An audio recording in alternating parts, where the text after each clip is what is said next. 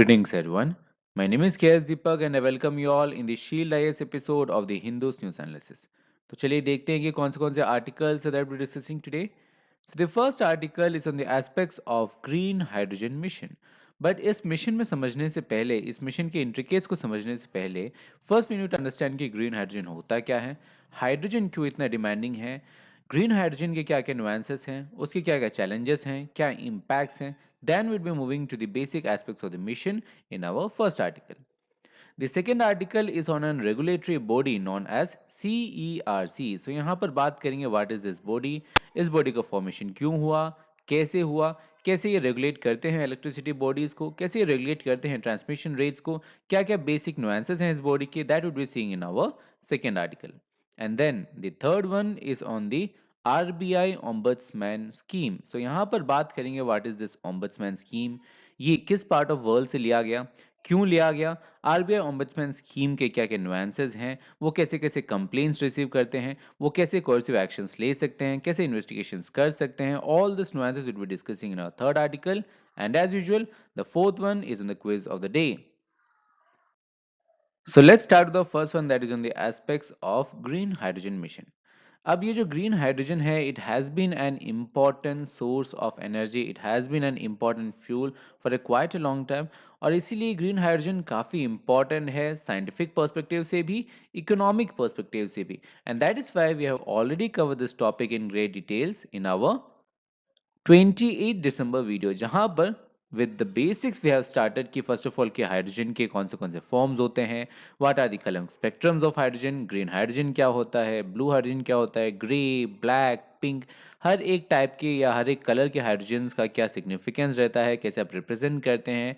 Then we have moved on and we have discuss कि green hydrogen के क्या क्या एडवांटेजेस हो सकते हैं, क्या क्या डिसएडवांटेजेस हो सकते हैं, क्या है impacts of green hydrogen. So here in our 28 December video we have comprehensively covered all the nuances of green hydrogen and the importance of green hydrogen, जिसके वजह से ही गवर्नमेंट ऑफ इंडिया ने recently green hydrogen mission clear किया है. So please go through this video so that you have a very good clarity of this topic. With that, now let's move to our next article, that is on the aspects of CERC. अब आज के newspaper में the quote line here is that CERC orders payment to the coal power units for forced output.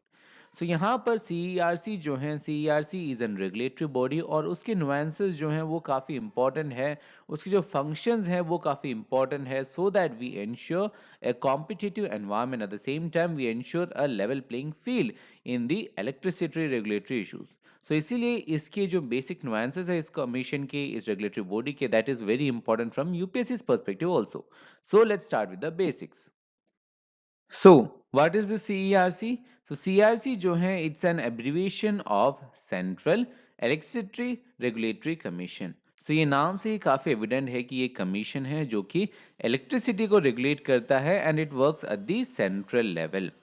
अब देखते हैं कि what is the act जो कि मैंडेट करता है. सो प्लीज रिमेंबर कि जो CERC है, it is a statutory body. That means ये जो बॉडी है, its formation is as per the act of parliament. अगर ये बॉडी का फॉर्मेशन कॉन्स्टिट्यूशन के किसी हिसाब से होता या इसका जिक्र कॉन्स्टिट्यूशन में होता, then it would have been known as an constitutional body. But क्योंकि यहाँ पर स्टैट्यूटरी बॉडी लिखा गया, दैट मींस इसका जिक्र कॉन्स्टिट्यूशन नहीं है. It is formed as per the Act of Parliament. और ये कौन सा एक्ट है? That act is the Electricity Act of the year 2003. या स्पेसिफिकली कहें, सेक्शन 76 ऑफ इलेक्ट्रिसिटी एक्ट के बेसिस पर CERC का फॉर्मेशन है. अब देखते हैं क्या क्या फंक्शंस है इसके. सो जब भी किसी कमीशन के फंक्शंस को देखते हैं, so there are two types of functions basically. There are the mandatory functions and there are the advisory functions. So let's start with the mandatory functions. So mandatory functions में basically वो tariffs को regulate करते हैं. जो amounts हैं, amounts को कैसे आप फिक्स करोगे, कैसे रेगुलेट करोगे, किस तरीके से आप रेगुलेट करोगे ताकि सब कंपनीज को एक लेवल प्लेइंग फील्ड मिले. That is the basic ambit of the CERC. सो यहाँ पर वो क्या करते हैं, टैरिफ्स को रेगुलेट करते हैं. ऐसे कंपनीज जो कि जनरेट करते हैं और जो कि कंट्रोल है या ओन्ड है बाय सेंट्रल गवर्नमेंट, या ऐसे कंपनीज जो कि कंट्रोल नहीं है और उसके बावजूद भी अगर वो इलेक्ट्रिसिटी का सेल करते हैं for more than one state, then उसमें भी टैरिफ्स वो रेगुलेट करते हैं. इंटर स्टेट ट्रांसमिशन के जो रेट्स हैं उसको भी रेगुलेट करते हैं. इंटर स्टेट ट्रांसमिशन के जो टैरिफ्स हैं उसको रेगुलेट करते हैं. लाइसेंसेस प्रोवाइड करते हैं for transmission.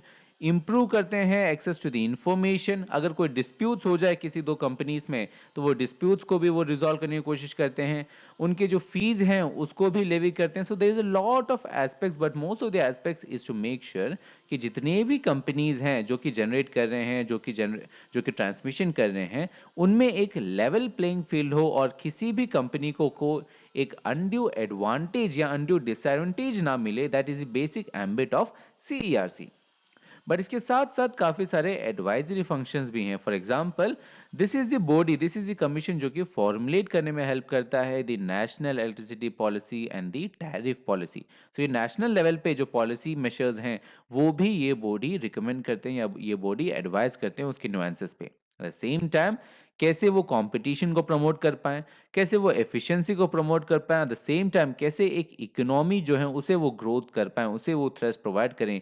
That is the basic ambit of CERC. और इसीलिए इलेक्ट्रिसिटी इंडस्ट्री जो है इट इज वेरी इंपॉर्टेंट, और इसीलिए ही इलेक्ट्रिसिटी इंडस्ट्री के ऊपर काफी ज्यादा रेगुलेशंस ये कहीं ना कहीं ये कमीशंस प्रोवाइड करता है ताकि हर एक प्लेयर को एक इक्वल लेवल प्लेइंग फील्ड मिले। एट द सेम टाइम अगर कोई इन्वेस्टमेंट्स हो रहे हैं तो इन्वेस्टमेंट्स को आप कैसे बढ़ाओगे, इन्वेस्टमेंट्स को आप कैसे डिस्ट्रीब्यूट करोगे, कैसे मेक श्योर करोगे कि किसी एक प्लेयर को अनड्यू एडवांटेज ना मिले, जो कि हम लोग कहीं ना कहीं अपने टेलीकॉम रेगुलेटरी इंडस्ट्रीज में देखते हैं। तो वैसे अनड्यू एडवांटेज किसी भी एक प्लेयर को ना मिले जिसके कारण एक प्रेडेटरी प्राइसिंग कोई एक प्लेयर ला पाए। सो ये सब इश्यूज ना हो, एक काइंड ऑफ बेटर आपके कंस्ट्रक्टिव कंपटीशन बना रहे। That is the basic advisory function of the CERC. With that, now let's move to our next article that is on the aspects of RBI Ombudsman scheme.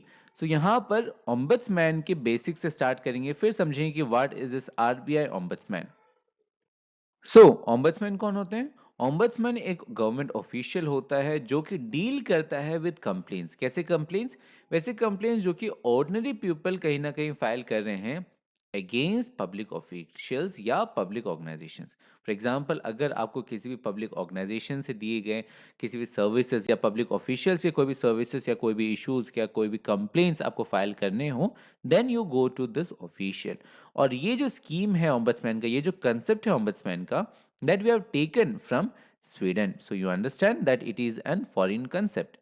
So यहाँ पर basically क्या कर रहे हैं हम लोग? यहाँ पे बेसिकली हम लोग एक ऑफिसर को अपॉइंट कर रहे हैं and that officer is appointed by the legislature ताकि वो हैंडल कर पाए कंप्लेंट्स को अगेंस्ट अ सर्विस या against an administrative authority. So administrative authority या गवर्नमेंट अथॉरिटी से दिए गए सर्विसेज में अगर कंप्लेंट है, then you can give that complaint to this officer known as ombudsman.